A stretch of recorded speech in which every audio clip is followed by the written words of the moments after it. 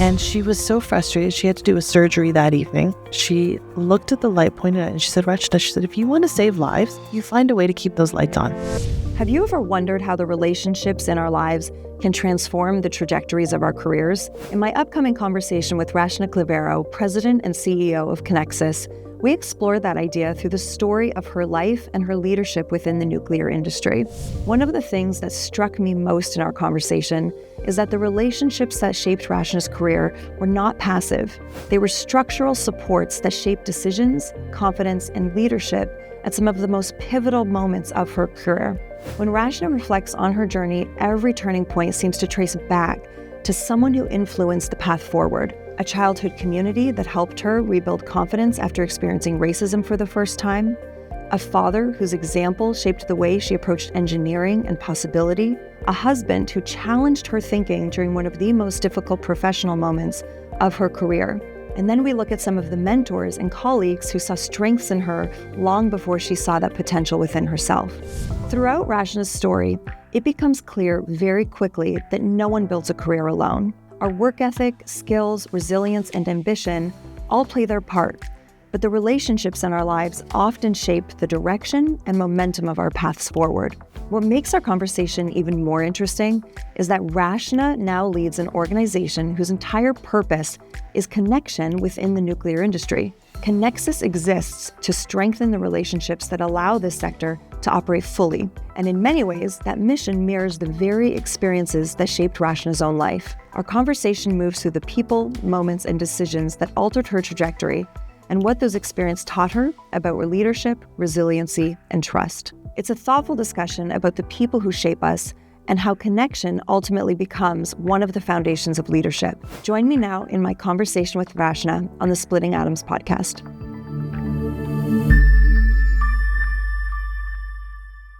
Welcome to the Splitting Atoms podcast studio. Thank you so much for being with us today. Thank you, Caitlin. I'm so glad to be here. I'm really excited that you're starting this podcast. I am. It's an exciting time. For a long time, I've thought we need to humanize the industry. It's my favorite part of our industry is going to conferences or going to events and on site and the interactions we have as individuals.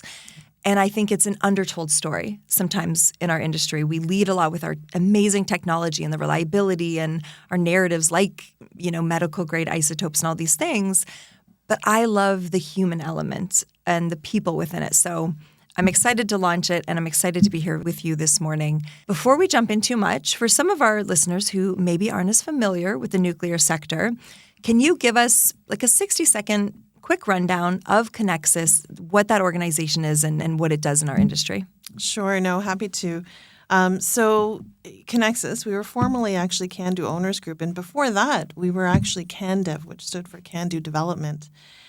So we started about 40 years ago, and the reason we were formed was the utilities at the time in Canada, so New Brunswick Power, Hydro-Quebec, and Ontario Hydro, today it's Ontario Power Generation, together with AECL, the Atomic Energy of Canada Limited. So they're the OEM, the original equipment manufacturer that designed the Can-Do. These entities came together and realized that they wanted to actually collaborate to solve difficult problems. And that was really why we were brought together. There was an issue that happened early at the Pickering station, just a few years after it went into operation, and it was a major issue that they needed to solve. And so coming together, sharing ideas, it really helped them. They pooled their funding. And so today we run actually the largest R&D program for the industry for the Can-Do technology.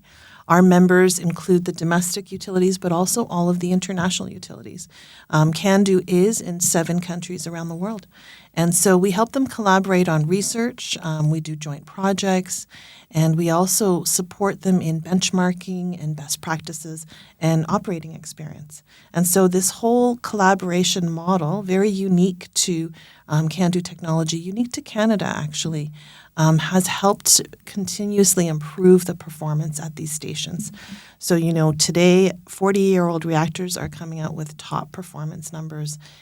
So it's really it's an amazing, example of how working together has really driven innovation. And I think one of your stories that you and I have chatted about before, and it might be a good place to start to set the scene for not only your story, and we are going to go back with your story, but In our industry, we're unlike many others where we really work together. And we have an understanding that one entity's success can represent all of our success. We're very collaborative in that way, even though there is a lot of competition that ensures we continue to get better and strive forward.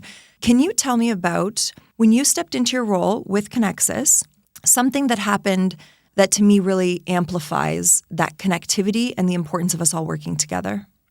Yeah, I know. Well, it's interesting. So just a few years into my role as the Director of Nuclear Safety and Environmental Affairs for Conexus, we had an issue overseas. And this was really an example of people coming together. And it took it to a different level for me, from my perspective. The issue was at one of the international member stations. And essentially there was a question from the regulator around whether the parts that were used in the station were qualified correctly. There were some issues ongoing around counterfeit parts. And so that member reached out to Conexus and said they need some support because their regulator actually wanted them to shut down the station. And they needed some support. They needed some backing to demonstrate that these parts were qualified, that work had been done internationally to support that these were not part of the counterfeit issue. And so it just happened that we were running our annual general meeting at the same time. I had all of the chief engineers from the domestic utilities in one room. So convenient. And so very convenient. And so we took a sidebar and we had we took a break during the AGM, had a meeting, and literally within an hour we had a letter drafted. We had all of the CNEs sign it. We had it go to the regulator in Canada for review and approval, and we had it in the hands of our members overseas. And they were then able to, relay that to the regulator over there, and they did not have to shut down the reactor. But that coming together so last minute and no hesitation, that was what just completely impressed me. No hesitation. There's a member that needs our help. Let's get together. Let's write this letter. Let's sign it. Let's get it out there. It really amplified to me how our industry works together. And it's interesting to me because you think about other industries. If, Pepsi had the opportunity to do something that would maybe not help Coca-Cola, would that be the route they take? Whereas we operate very differently here. We really do come together. We have this community.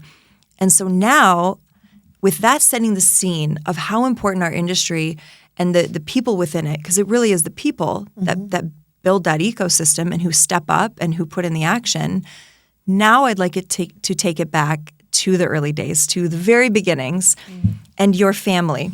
You were born overseas.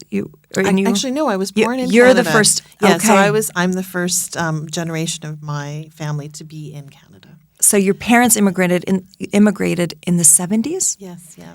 So walk me through that a little bit. Sure. So my father actually came here first. I think it was in 1968 to do his Master's of Engineering at University of Toronto. And then in 1970, my mother came as well. So they settled in Toronto. And it was a very early time. A lot of families were immigrating. I was born in Canada. I have an older sister, 3 years older, and she was also born in Canada. And at that time, we were living in Malton, just outside of Toronto. And then eventually we moved to Brampton. And we were in Brampton before it looked like it does today, right, where there's a significant multicultural mix there. We were there at a time when it was still mostly farmland, right? We had the one little mall, which was tiny at the time. And just north of us, there were fields. And so, we were one of 4 families at the time in Brampton that were from East India, from India. Okay. And so it was a very different time, growing up, where you do look different than everyone you're going to school with. What was the first time, or was there a first instance where you maybe realized as a child, I'm not like everyone else, or I am maybe a little different, because to me, we're not born understanding that a moment in life or collection of moments essentially bring that to the forefront for us. So was there a moment for you where that came to your forefront? There was. I mean, there were lots of moments, right? There's little things that happen that make you, they add up, and then you kind of say to yourself, oh, I'm different. But I think one of the earliest memories I have, so my sister and I lived close to the school. We would walk to school every day. And I think at the time I was probably in kindergarten. I was 4, maybe 5 years old. And we were walking to school, and there were some children behind us. And I don't even think they were that much older. But they decided to start calling us names, and then throwing rocks at us. And it really, to actually be in a situation like that where someone's throwing rocks at you and you don't even know them. Kids are throwing rocks. Kids are throwing rocks at you, but you don't even know them. So nothing has happened between you and these individuals to provoke any kind of hatred. They literally are just doing that because of the way you look. And that for me was the first time it really kind of hit me inside that I'm different. And these people around me are looking at me as though I am different.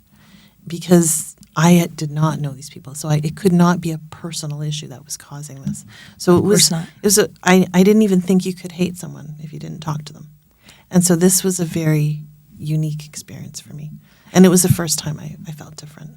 And to me, one of my first thoughts is, what is the environment that those children are in, because they've learned it from somewhere. So they've learned about really racism in a different way, from a different perspective than you did. Because again, none of us, I think, are born knowing those things or wanting to act in those ways.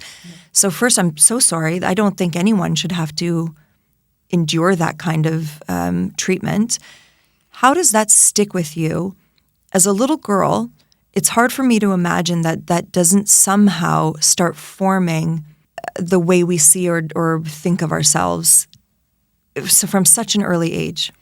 Absolutely. It stays with you, right? Like, I mean, these are all of those things that happened to you in childhood that create who you are today.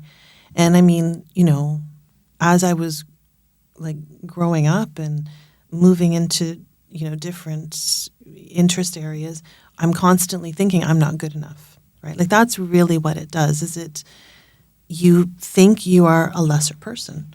I wanted my skin to be lighter. I wanted my hair to be blonde. I wanted my eyes to be blue. Like I wanted what I thought was accepted. Right? That desire to just fit in. To the mold. Yeah. And I wasn't the only one. Culturally, Canada was changing.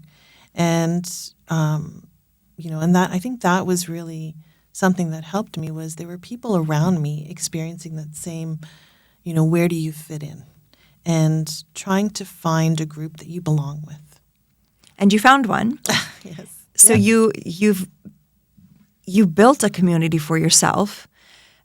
And it's so funny, even at a young age, you might not have been realizing it, but that community taught you lessons about the importance of having those around us who we do feel accepted by, we feel reassured by, supported by, maybe even a little that you can turn to when you're in a bit of trouble or wanting to get away from some things. So talk to me about that, because I love that this story begins with finding community that could support you through some of those times and make you feel accepted and belonged. So walk me through the group that you built. Yeah, no, I just adore the group of friends that I grew up with, and we are still very close today. It was a mix of people, but I think we were kind of all the misfits. We came together, we understood each other, totally different backgrounds. Like my best friend, tall, blonde hair and blue eyes, and I think she jokes that her mother came over on the Mayflower. I had another friend, Catholic French background, and I had, one friend from Guyana, one friend from Pakistan, very culturally very different, but we were all very close. And, it was knowing that you have people who accept you for who you are. And, not only that, but they were the group that pushed me further. And I often, tell people when you're going to have, partners in life, it's so important to have people that look at you and know your potential and push you to get there. And that's what this group is, right? This is the group, I think I had my first time speaking up on stage. I was very nervous. And I called my one friend, Asha, who's she's just so, good with how you dress and how you look. And I said, what should I wear? And she's like, okay, well, Rachna, first, you're not going to do your hair this way because I know you're going to do that and you have to put on some makeup. And to have those honest friends who will just tell you as it is, right? They don't care what your title is. They don't care what you're doing. They will just tell you as it is. And that's what this group was for me. And so, they knew about my issues and not feeling like I belonged. And they were always the ones to say, Rachna, you're being silly. Look at what you can do. They gave me a nickname that, spoke to how smart I was. And now, they will not, even though I tell them, I'm not actually creating rockets. I'm supporting nuclear reactors, but they're like, no. They're like, you're the rocket scientist. It's okay. Yeah. Right? That's what they want to joke about. But no, it's a great group. And still today, all the things we've been through, because it's been over 40 years together. And so all of the things that them and that we've all been through, we've really just shared something so special. And, most of my family was over in India, like my cousins, and so didn't have that kind of group that I could lean on. But I really feel they're my family, the group that I grew up with here. And so, yeah, still today, love them and we hang out. So that might be an extra benefit to our industry for those thinking of maybe joining a career here. You can just say, I work in nuclear. And people immediately, don't say I'm in marketing branding aspect. Just say, I'm in nuclear. And, might command a little bit more of attention in the rooms you walk into. For sure, yeah. I think how lucky were you to have that group of friends? Because I think of some group of friends, and I'm not necessarily talking at that age, but even high school, maybe, which I would argue are even more formative years in some ways, who are the opposite. They don't accept you as who you are. They're the ones you almost feel the most nervous about, of keeping up, of what are you wearing and who are you talking to. And so it's so wonderful that you had that and you found them, because not everyone is that fortunate. I was similar in high school. I had a group of friends. We never really fought. Yeah. We focused on our academic goals, but we were very well liked throughout school. We were kind to everyone, unless you were mean to someone. If you were mean to someone, we could probably out-mean you. So if we saw you picking on a grade 9 or anything, we would come to the rescue. But I was also very fortunate growing up and through school that I had that same community around me that just liked me for me. And you didn't have to try to be more than that. But not everyone does. So just a moment of appreciation probably for each of us that's how it started off for us. Yeah.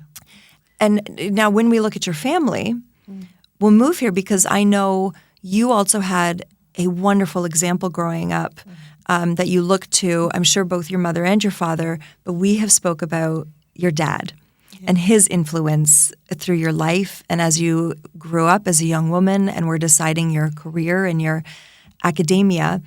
So talk to me a little bit about your relationship with your dad, someone who I think you have described as a little bit of a hero in your life. No, for sure. He is my hero. So I might get a little emotional here. Yeah, but that's okay. If you get emotional, though, I'll probably follow suit. Yeah, so I can see that. Yeah, I know. It's already starting. Yeah. I think sometimes it takes people to go through life and then get to a place where you have certain experiences to really appreciate what you have, right? And now as a parent, I fully appreciate what my father went through. So, we did have, my mother has struggled a little bit with mental illness in her life. And so, my father took care of a lot of things. And it's today now having my own 4 children that I can fully appreciate that. But he's just this incredible man, brilliant. He and my mother came over here when there were not very many, Indian families. He, together with his friends, started, I think, one of the first social circles and radio stations at University of Toronto. He was part of the group that started the first temple in the GTA, first Hindu temple. And, you know, like to take that kind of initiative, you know, that's who my father is. He's a go-getter and very well respected, very smart, was an engineer, civil engineer. Now you know why I moved Apple into engineering. Yep. I didn't go into civil though. No. But and I'll tell that story later. But you know, just, you know, really, really just a kind, brilliant man. And one who I definitely looked up to. You know, I always wanted to be as smart as my dad or be recognized the way that he was. He worked for the Ontario government, supported actually the development of the Canadian Bridge Code. And even today, like, you know, in his 80 years, he presents at conferences and speaks on that bridge code. He was so excited the other day because CSA asked him to speak at a university. And he said, "Oh, Rachna, can you help me pull out, you know, the little slides?" Because he had one of those slide projectors that had all the pictures of the bridges that he had tested. And I'm like, Dad, I think it's time to make these digital. So, it might be time. And there's ways to do it. I didn't know. It was so cool. I went out to Amazon and there's ways to actually turn it digital. They have machines that do that. But you know, such an exciting time. But really, my hero in so many ways, like in terms of his career, but also with my mother. And actually, one of the things, probably the nicest compliment I've ever had, and because of how much I adore my father. It was early in my career. I had worked with AECL for 2 years, and someone who had worked with my dad came over to see me, and he said, you know, I just wanted to introduce myself to you. And then he said, it's so nice to see you working here. And he said, I can see why you are Achilles's daughter. And that to me was the greatest compliment, right? And so it's really nice to hear that. It's so interesting how you say you appreciate now, looking back at some of the things. If there's, you know, people will ask the question, if you could go tell young Caitlin or young Rachna one piece of advice or whatever. I wish I could go back and somehow hand that appreciation off so that you brought more clarity into situations as you were growing up as a youth and you could see it. So my parents are divorced.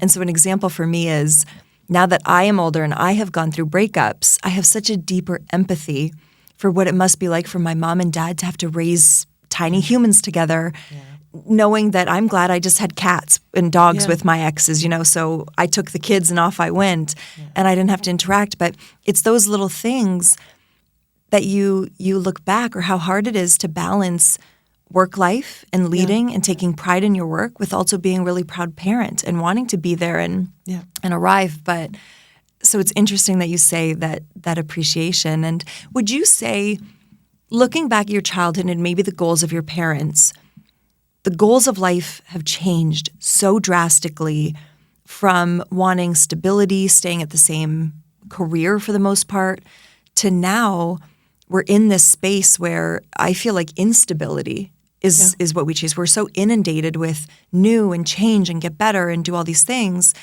It's sometimes nice to look back at our childhood longingly and think of how different that was for our parents. Yeah, no, it's totally true. We're in a culture of change right now.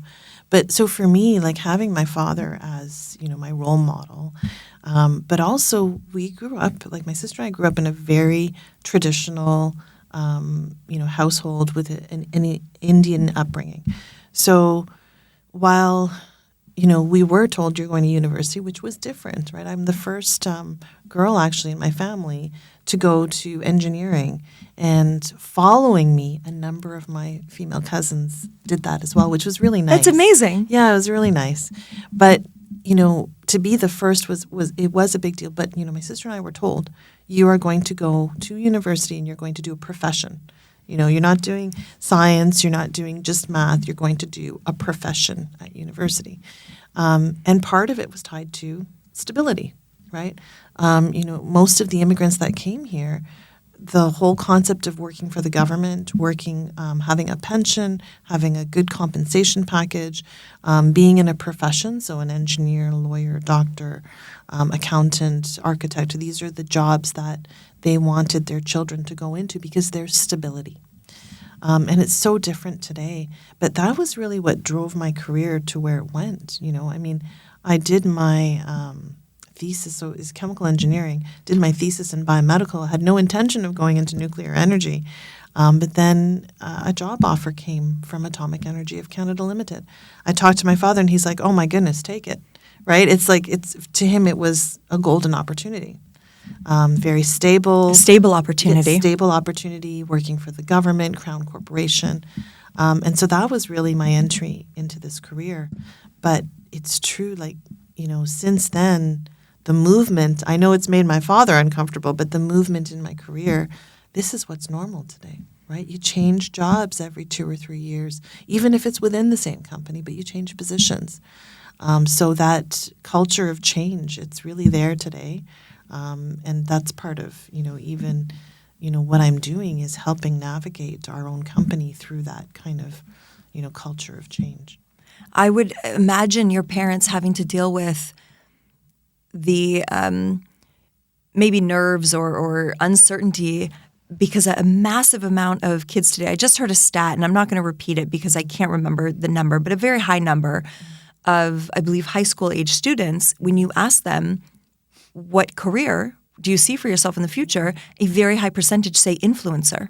Oh, wow. So it's good in some ways because we're creating jobs that we would have never thought. But I think to your dad and your mom, back then, it would have been like, absolutely not. Like, what are you talking about? Because we have drifted into this world of possibility and potential. And, there's goods and bads, especially for us. We work in an industry where we're very concerned on workforce and what does that look like in the future. Oh, for sure, yeah. And so when we have this huge potential of future workforce saying we're going to be YouTubers and we're going to be on, it's amazing that they get to decide that and they can create a role for themselves.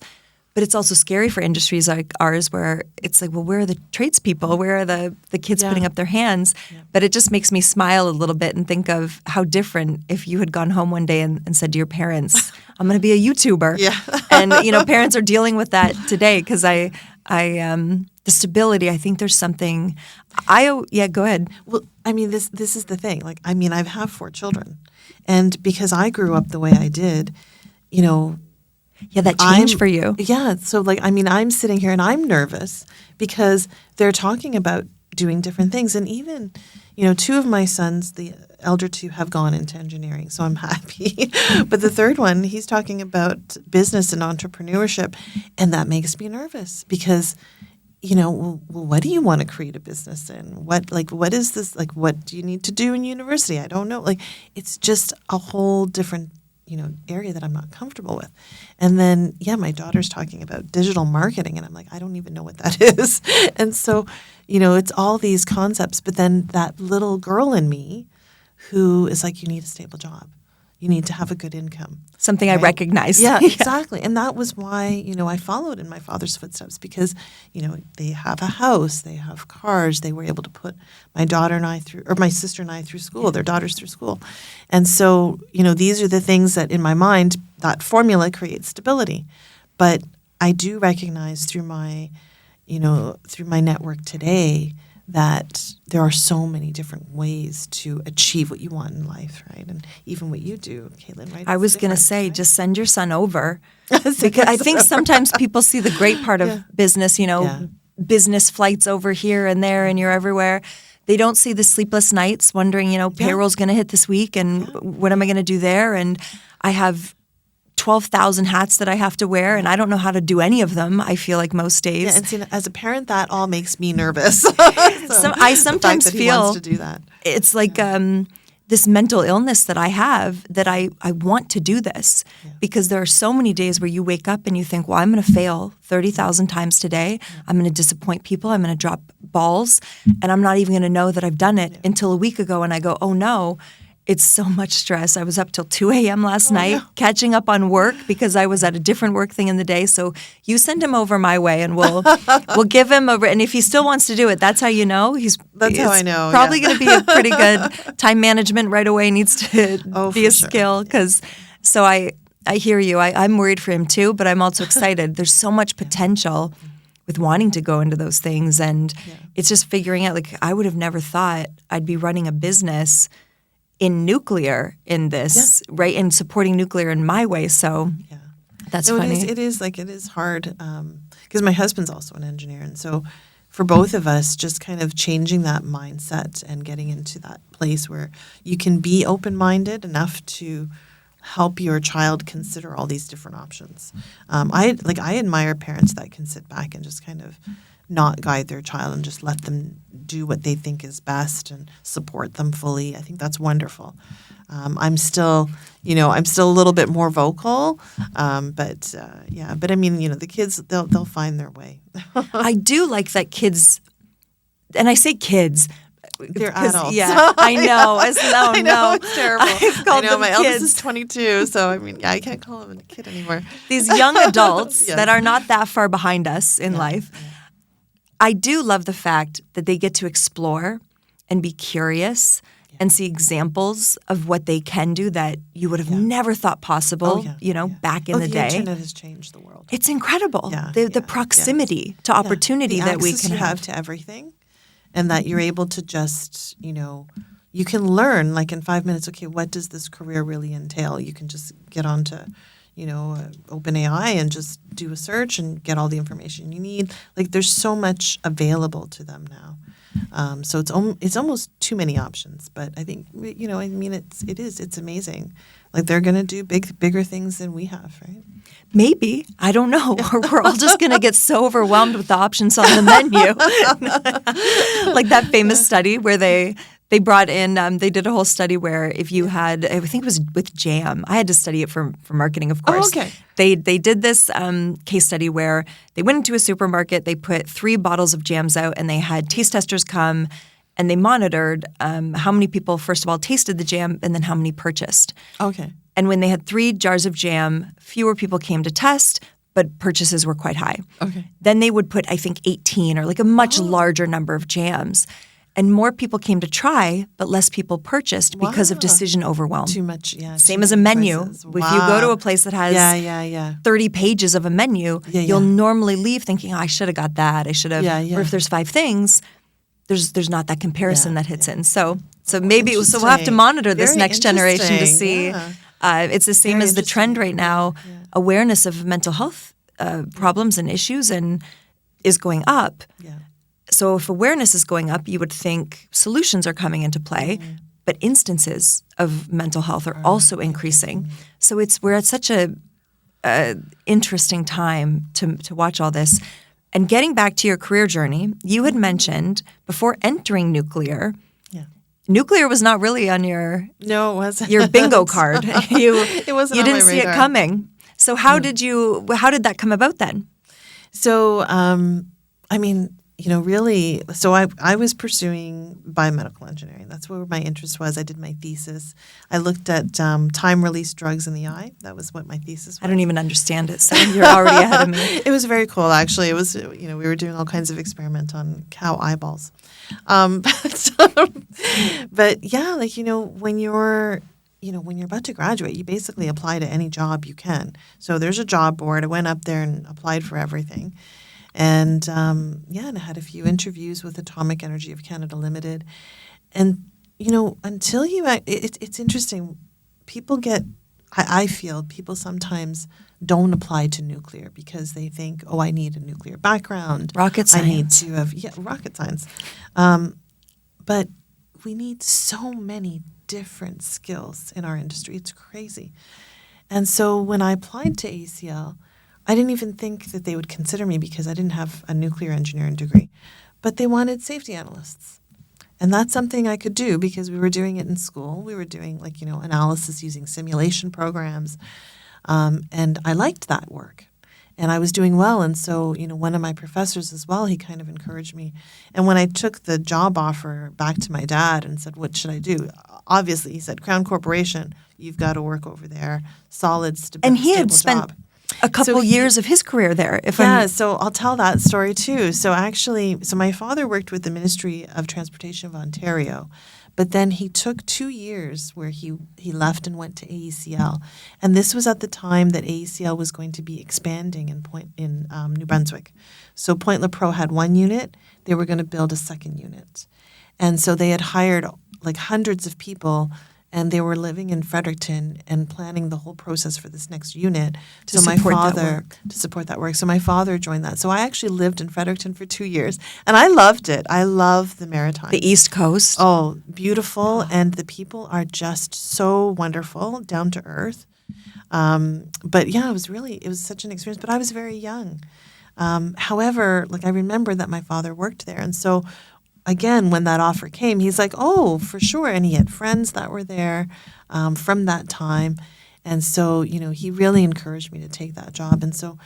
And then I remembered a story actually from childhood, which I don't talk about too often.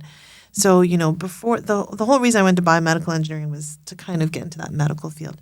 But when I was really little, I wanted to be a doctor. And so, many little girls want to be, a doctor. And so I had an aunt and uncle in India who were both doctors. And funny enough, they're the only doctors in our family. Everyone else is an engineer. They're the black sheep. So they are the black sheep. The doctorate. Like my grandfather actually shunned my uncle for a long time because he didn't want him to go into medicine. He said, I want to make all my sons engineers. And there's a story there too. But so we went to stay with my aunt and uncle, and they have a clinic that they used to run. So daytime they would do their hospital hours, and then in the evenings they had formed a free clinic that was in a village nearby where they offered services. And so my aunt was going to take me with her because she knew I had an interest in medicine. And then as we were getting ready to leave, the lights went out. And so, their house, they had a generator. And this was a common occurrence in India back then. I think it still is a common occurrence. They call them brownouts. So power goes out. You just don't have reliable electricity all the time. And so in the city, it had gone out. But that meant in the village, there was no light either. And she was so frustrated. She had to do a surgery that evening. And she was so frustrated. She looked at the light, pointed at it, and she said, Rachna, she said, if you want to save lives, she said, you find a way to keep those lights on. Wow. And that memory, at the time, it was very powerful, but I had actually forgotten it over time. And then when I started talking to my father about what AECL does, he said, oh, well, they are the designer of the CANDO technology. And I said, okay, what's CANDO? And so then he explained nuclear power to me, and 60% of our province gets its electricity from there. And it's like the lights went on in my head, and I'm like, oh, and I remembered that story. And so suddenly, not only did I want to work at AECL, but I actually had a personal driver that was taking me to that job. You saw the why. I saw the why. You saw the why, and how fortunate we are for the privilege of the consistent power that our industry contributes into our province or into our country. Because we take it for – I love the fact that we can be so trusting in our energy source here in Canada that we don't even have to question. Other places don't have that. No. It's such a privilege. That is an incredible story. Wow. No, it's great. And for it to pinpoint like that. And jumping back a little bit, this wasn't the first time you followed in your father's footsteps, because in school you also followed in his footsteps. I don't like to remember that one, but I'll tell that story. It's such a terrible story, but it's part of the path. It's part of the story of me. So first year of engineering. So I was in chemical engineering, but the way it works at most universities, your first year is what you call a general year. So you're doing similar courses. You would try something that's related to a different type of engineering. You're sampling. Yeah, you're trying different things.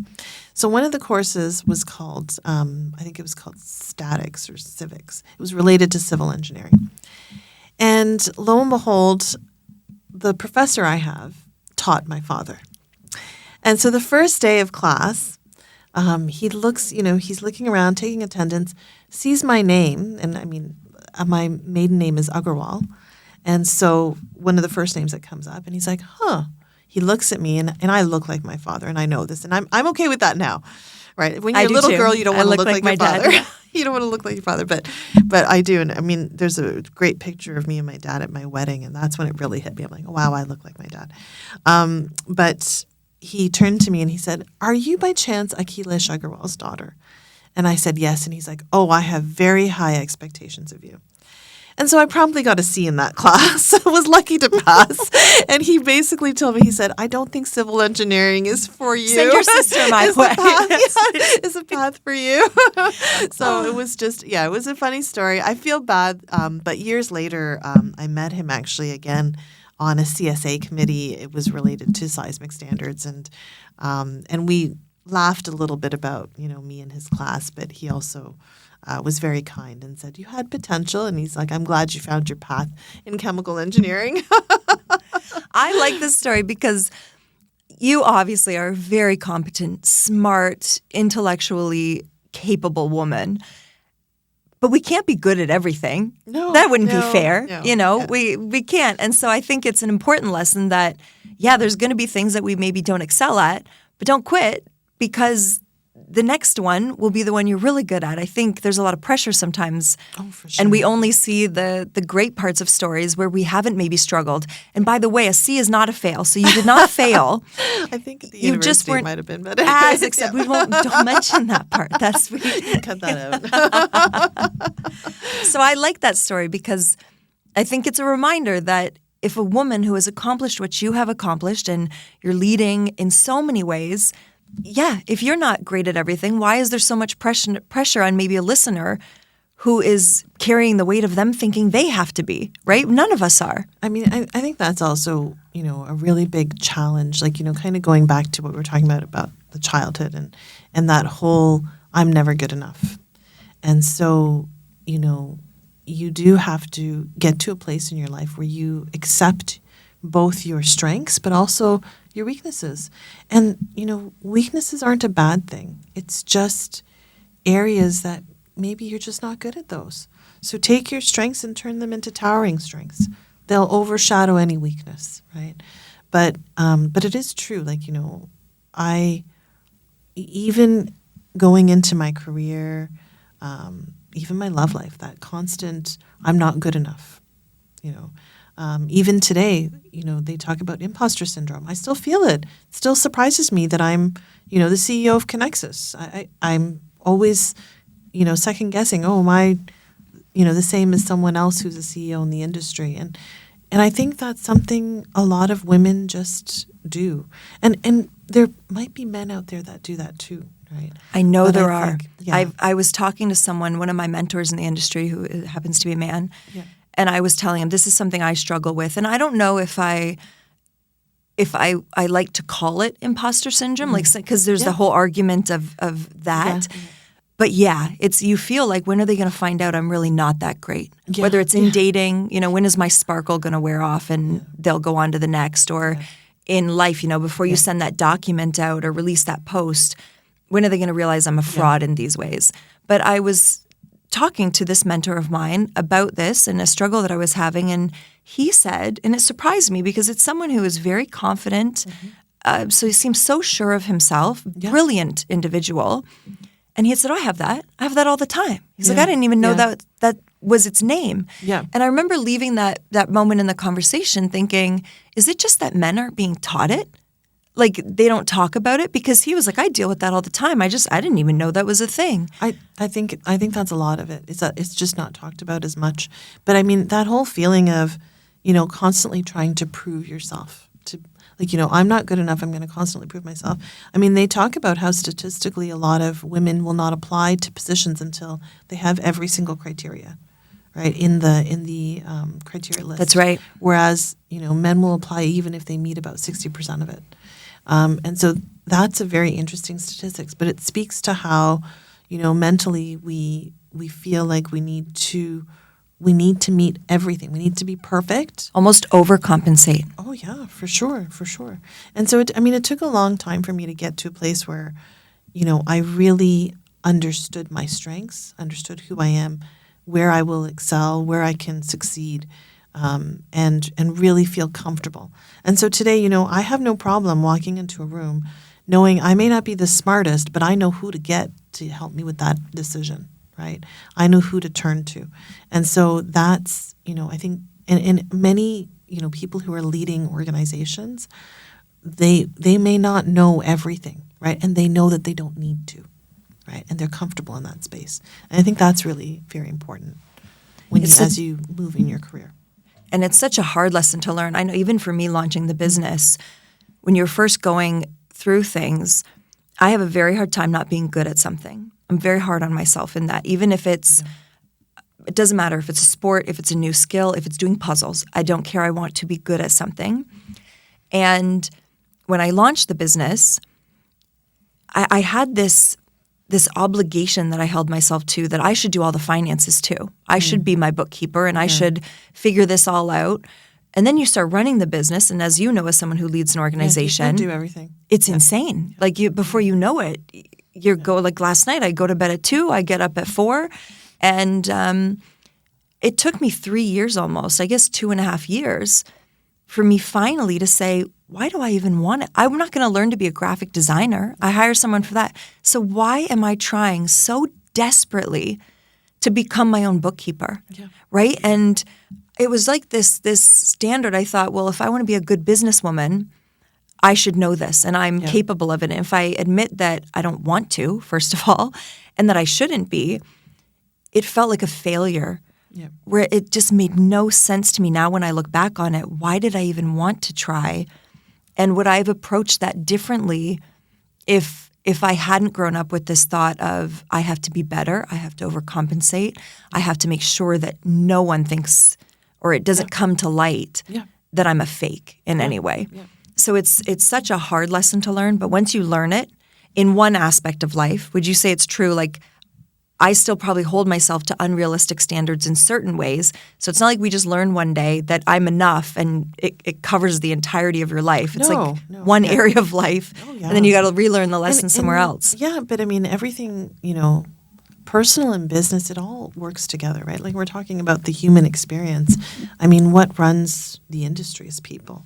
And so it's true, like, even what you experience personally, that, like, for me, like one of the things that was hard was because I grew up in that traditional kind of upbringing, my mother always thought I would stop working.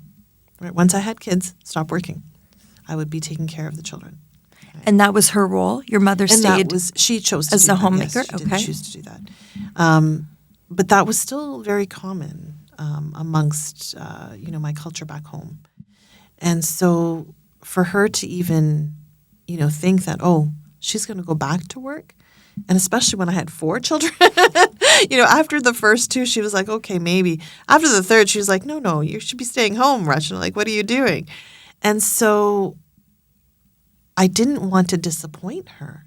And that was the thing, like for her, and this sometimes I talk about this and I think it's hard for people to realize because I'm a CEO. Yeah. But for my mother, I was a failure as a mom. Right, because I wasn't staying at home all the time. Now, she doesn't say that. She doesn't think that at all now.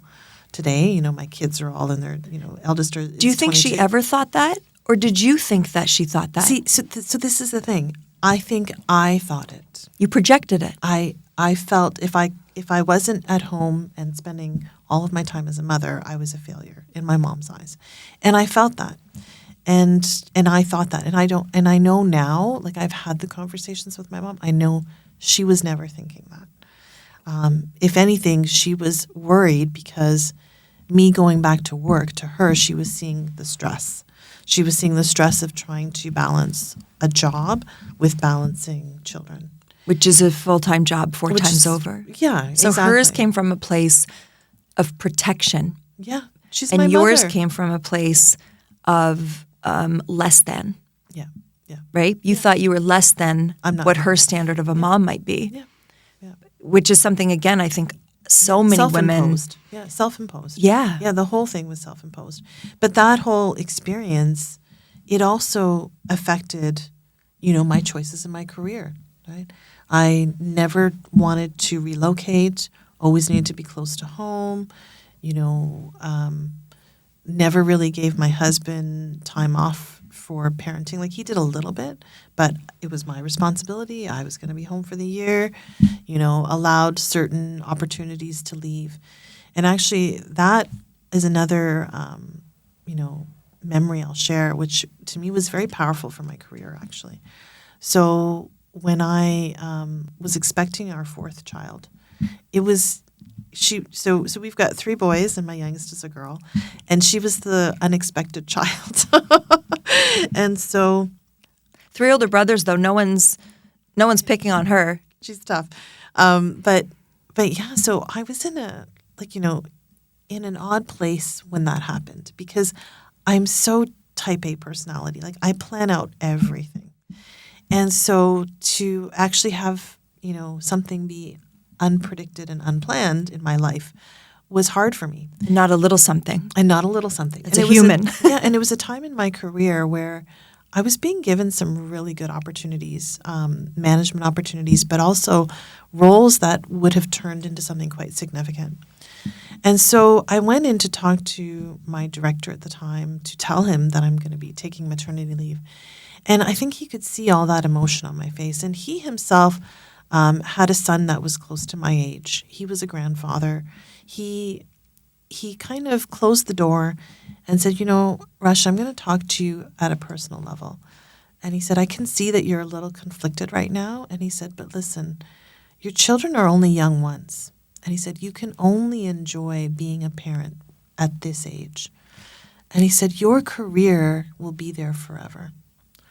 And he said, good people get to where they want to get to when they're going to get there. You will get there. And that was very significant to me. And so often, I will have people I'm mentoring, they'll move into that stage of planning a family, and they'll be worried about it. And they're like, what will happen to my career? What should I do? Should I hold off? And I always tell them the same thing. If you want to become a CEO, you'll become a CEO. There's no hurry. But children, there's a bit of a time on that, because they're only going to be young for a certain amount of time, right? Because those years go by fast. And so if that's what you want, if you want to focus, focus on family. And that was such a great message for me to hear at that time. And then when I became a CEO, he turned to me and he, called me up and actually said, see what I mean?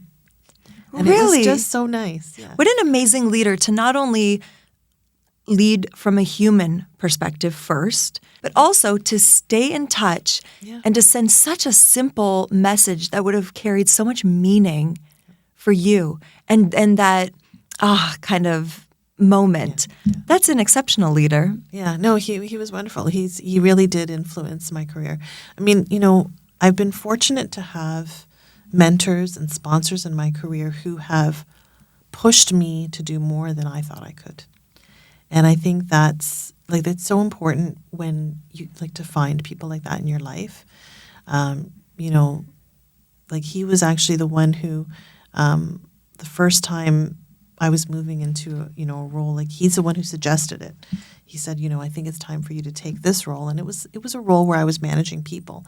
And I didn't feel I was ready. I had just come off of one of my maternity leaves. And he said, listen, Rush, I'm going to put this here in pencil. He said, pencil can be erased. And it was such a funny thing for him to say and to do. And I just started laughing and I just said, okay, you know what? It's fine. I'll give it a try. And he said, you'll be fine. You'll be good. And I mean, the other thing is he was that kind of mentor. He did that, but then he supported me in the role. He did the follow through. He did. And a lot of words. Yeah, and that's another thing. Having someone who will support you as you grow in your career. Would you say having 4 children and going on those mat leaves has impacted your career negatively in any way? Because I think you are a shining example that it can be done. And you didn't have one and then come back and continue on. You had 4 children, and you are now the CEO of a very well-respected organization and a vital organization. You're not like me. I just created my own. You can become a CEO if you just put the shingle out yourself. It's not an easy thing to do. Don't. But so what I want kind of listeners to see is you are the example of you don't have to sacrifice, and it wasn't maybe always easy for you. I'm sure most of the times it was not easy. Yeah. But have you ever felt that your decision to have children impacted negatively, or you lost out on opportunities looking back that you wish you had gotten? Or do you think it worked out the way it should have on that front? So first, I've Yes, sorry, I always threw been a lot at yeah, you there. you did, but no, it's all good. So first, I've always been a strong believer, and things do work the way they're meant to. I am, I believe in, fate and karma, and someone is leading us along, right? I do believe that, and so I think things worked how they were supposed to. But what I will say is this: like in the moment when I was having my children, a lot of hard decisions. And what's really, like, I think tough for anyone who takes time for parenting or for personal reasons, but pulls away from their career, it's hard when you start to measure yourself amongst your peers. And you see the peers that you graduated with moving into these higher positions. You see them advancing into different career paths. And it's hard when you need to take that time away for personal reasons and you're comparing yourself. And so I know it's really hard for the younger generation when you're first graduating, but you got to not compare because we are all different people. We all have different paths. However, what I would say is this: I was very fortunate at every maternity leave. I was pulled back into higher positions. And so, and even now when I hire and when my staff hires, there are things that a parent or someone who takes that kind of leave to care for someone develops and these are skills you can't develop easily in the workplace. Things like negotiation, right? Try negotiating with a 5-year-old who doesn't want to take, lunch that day or something like that, or doesn't want to walk to school. Like negotiation. I'm telling you, a lot of parents will come back from maternity being very strong negotiators. The other thing is the level of confidence. Like, believe it or not, you may not be as confident as a parent, but you get into the workplace and you're so much more focused, and the confidence that you have in your abilities changes. And then just time management. Like, it's amazing how much you have to juggle, and then you come into the workplace and time management skills are so much better. So, I think a lot of parents, when they take leave, when they come back, they've got to sell some of those, skills that they learned. I don't think it's, a year away. It's a year of learning other things that you're bringing, and you're bringing value back. And so I could feel that every time I came back from maternity leave. I could feel I had come back as a stronger contributor, someone who had more leadership skills I could offer. And so like my career did continue to move, fortunately. And I think after every child, I actually moved into a different role. So it wasn't a hindering for me at all, a hindrance, but it was part of the story that led me to where I am. I love the fact that you almost position it as it should go on the resume. It should. All of those hard and soft skills It and should. Attributes that we start developing. Yeah. It really is. You come back as a more well-rounded, and it's not always parenthood. Yeah. It could be a leave because you have a health issue that has made you step away, or you are caring for a family member or a parent or someone. Yeah. So I like your perspective, your reframe. Yes, to reframe the conversation, right? And to not treat it as, I was just away or I didn't It's not work. like you're on vacation. I think all of us, know that's not quite what it is. Vacation.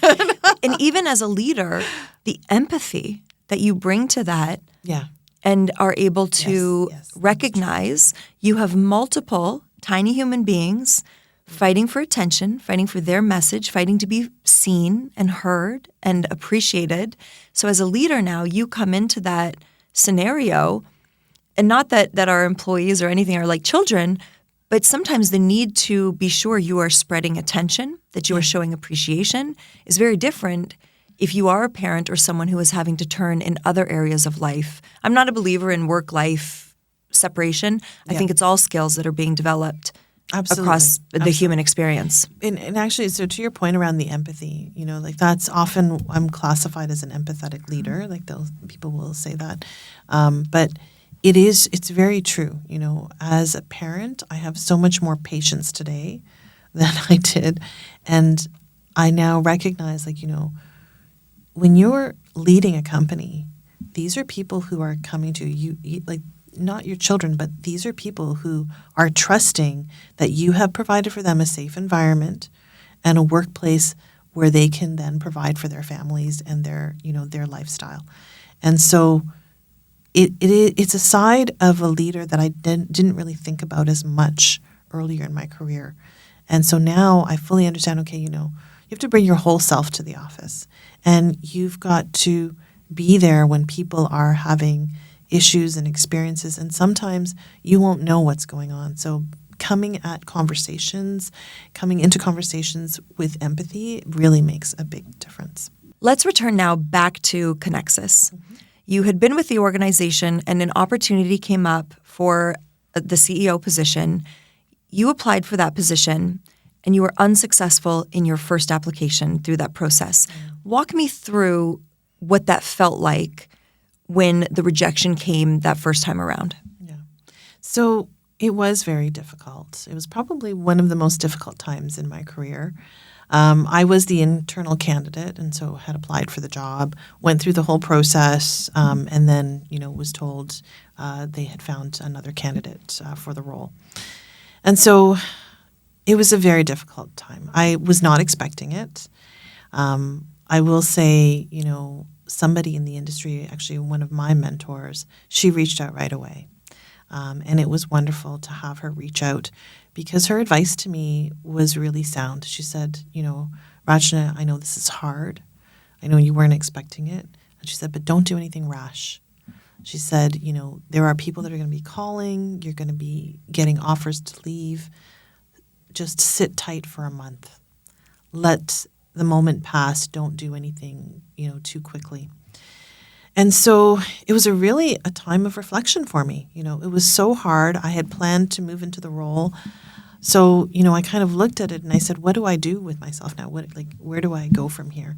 I had the option to stay, and I could have supported the new CEO in their role, and I supported them with the transition. But for me, I had to really say, what's best for me? Not for Conexus, but what's best for me? And I am a person who loves to continue to learn and grow and develop. And so I consciously made the decision I did need to leave. And I looked around and I said, where do I want to go where I'm going to actually learn something different and maybe even strengthen a weakness?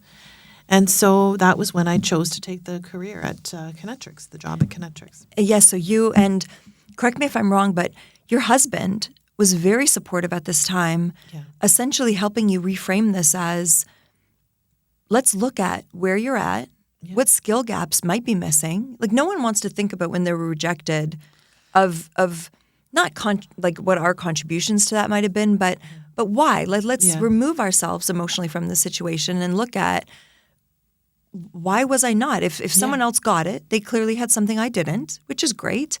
And what are those things? And so correct me if I'm wrong, but your husband he assisted you a little bit. I think you're probably a pretty self-aware person to begin with. But well, no, but he's been so supportive of my career.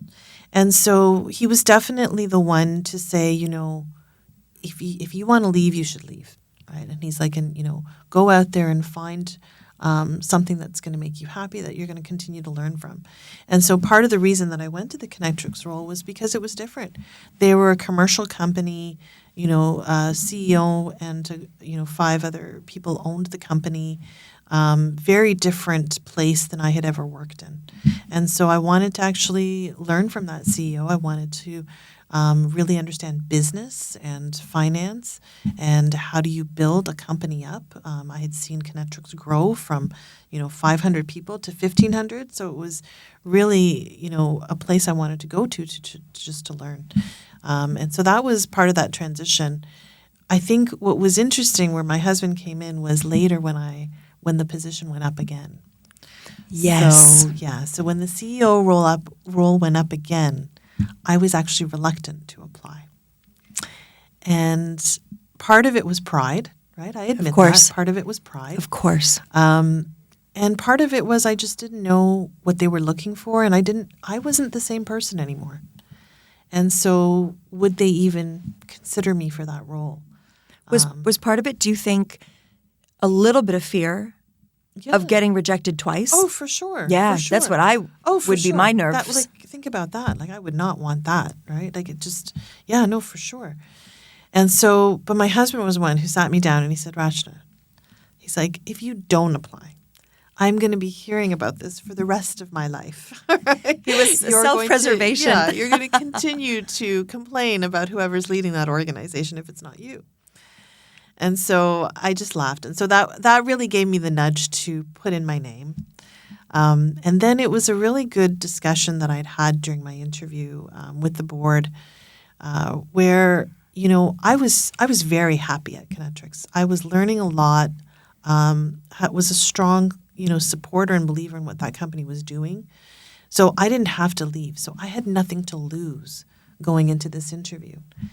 And at that stage in my career, which was really just, 4 years ago, I was very confident in who I was and what I was good at. And so I said to the board, during the interview process, I had said, if you're looking for a CEO to keep the company as it is, so status quo, I'm probably not that person. I grow things. I develop strategies, and I, thrive in change. And so if that's what you're looking for, then I'm the right person. If you are looking to help this company evolve the way the industry's evolving and move as quickly as the industry is, I said, then I'm your person. That's what I can do. And, and so wonderful that the board felt, they'd put their faith in me for the company and for the next stage. And, and just, a year into the role, we rebranded. So very exciting. So today we're Conexus, ready for the future. Yeah, because you went from the COG to the Conexus. And how amazing is that your opportunity with Conexus and capturing the position, earning that position, did not come from trying to be what you thought they might want, but in fact, from you saying, this is not what I would bring, not what I want. And if that's what you want, great, but I'm not your girl. Yeah. And having the confidence, it's the same as in dating, right? Everyone says it comes once you are at peace with yourself and you have a full life. And the same can be said for our careers, that knowing what we don't want can actually be a superpower. Well, and for me, looking back on it, like going back to what I said earlier about fate, about things happening the way they're supposed to happen, I am a stronger CEO today because of my experience at Conexus and what I learned about how to run a business. I'm a stronger CEO today than I would have been if I had gotten it the first time around. And so I know I have more confidence in what I'm doing, and I feel that I can lead this company to where it needs to go more confidently today than before. So, while it was a moment of devastation, like frankly it was devastation, I would say, where it's come to was the right place. It's so interesting. It just reminds me back of your story when you were a little girl. You should not have had to go through that, of having rocks thrown at you and having kids call you derogatory names simply because of the fact that you looked different from them. But enduring through those negative emotions carried you to a community that shaped who you are today and how you show up and how you continue to grow as a woman. And now we look at a moment of your career where, again, none of us want to go through those hard emotions of feeling rejected, of feeling not enough, of having our insecurities almost confirmed to us in real time. But yet, you came back stronger from that. And it's such an interesting question. If you had gotten the job the first time, do you think you would have been as successful as you are now in that role? I don't know if I would have been able to manage some of the situations that have come, right? Success, it's really the people, it's the team and the company that are making it successful. But it just, I think I'm a stronger CEO today than I would have been if I had come in. There would have been a lot more learning.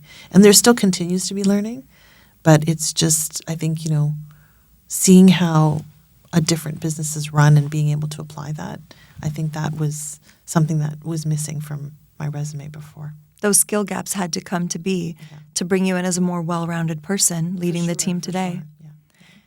I love the fact that throughout your career and now at your time with Conexus, it really is all about connection. Everything, whether on an organizational level or on a human individual level, we really cannot escape the impact that our relationships have.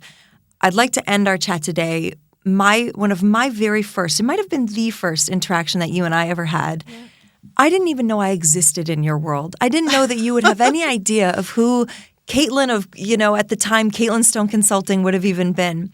And you sent me a message welcoming me into an opportunity that could have presented itself. And I remember what that meant for me, having someone who I knew who you are. I knew what you were doing, and I saw you as, she's the CEO of this position. And the fact that you reached out to me and were so kind and generous with your time, and now, of course, I've gotten to know you much better, and we've had several conversations since then. I feel the power of this connection already changing my trajectory. So I not only thank you for that, but I thank you so much for being here with us today. And I'm excited for more conversations like these because I love getting to know people, and I have thoroughly enjoyed getting to know more of your story today. So thank you. Thank you, Caitlin. It was my pleasure.